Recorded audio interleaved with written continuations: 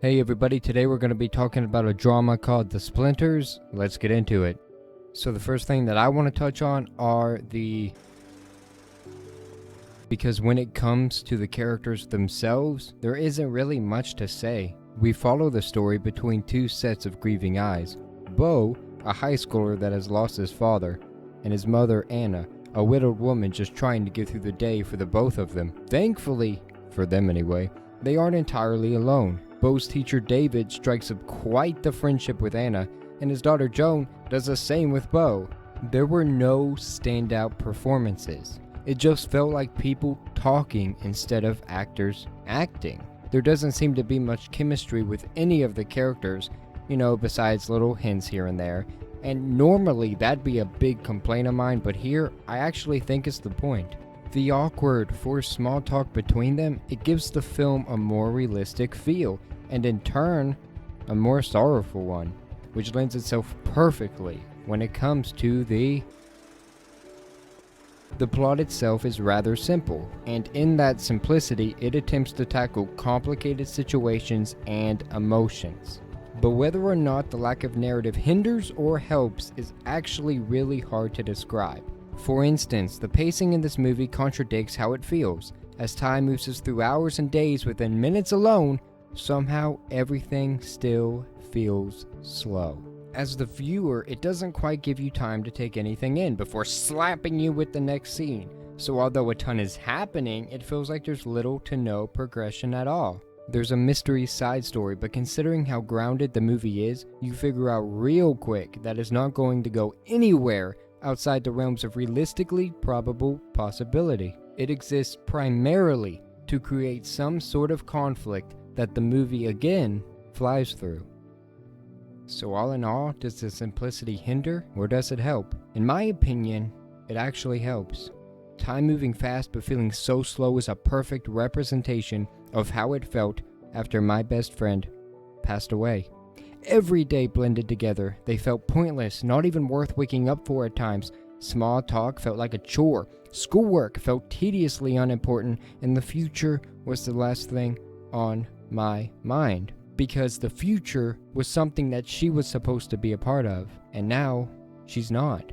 The whole future that we envisioned before is no longer possible. And that's represented very well here.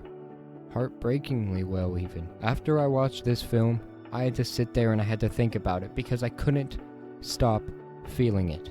And I couldn't go throughout the rest of my day feeling how this movie made me feel because it made me relive and dredge up feelings that I didn't want to feel again. But having something that I can look at and go, dang, that's how it feels, means so much to me. The look of the film itself adds to that same heartbreaking atmosphere. It's a gritty, grimy look, where almost everything feels like there's an aura of despair dimming it down, which it may not have been going for this, it may just have been because of the budget, but I saw it as the reason the world is darker, the reason the world looks a little dimmed from how it usually would, how we would usually perceive it, is because now the person that brought light, the person that made your world and your life feel brighter, is now gone. And the reason that the screen itself isn't completely black is because although the person that gave you light, that gave you hope, is gone, doesn't mean that hope itself and all sources of light are gone with them. There's still other sources to look towards. There's still other glimmers of something better out there that you can look forward to. But do I recommend this movie? To the average audience member, I don't. You're probably going to get bored really quick. You're probably going to find the resolution of the movie not worth the endless slog and bombardment of scene cuts. You're probably going to go into it and you're going to finish it and think, wow, there was no story, there was no plot, there was no narrative, there was no development, nothing mattered. So regretfully, I can't say, hey, you like movies, watch this one.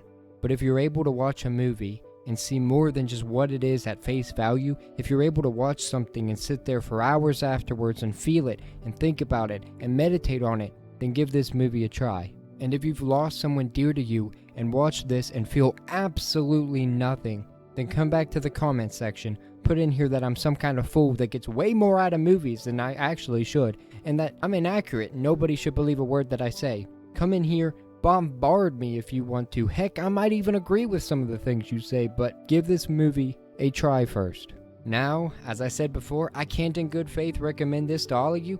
Heck, I can't even recommend it to most of you. Probably one person might see this review and might watch the movie and might get impacted, and if that happens, then screw it. I did my job, and thank you for listening. Thank you for watching. Like, share, subscribe, comment down below, and have a dang good day.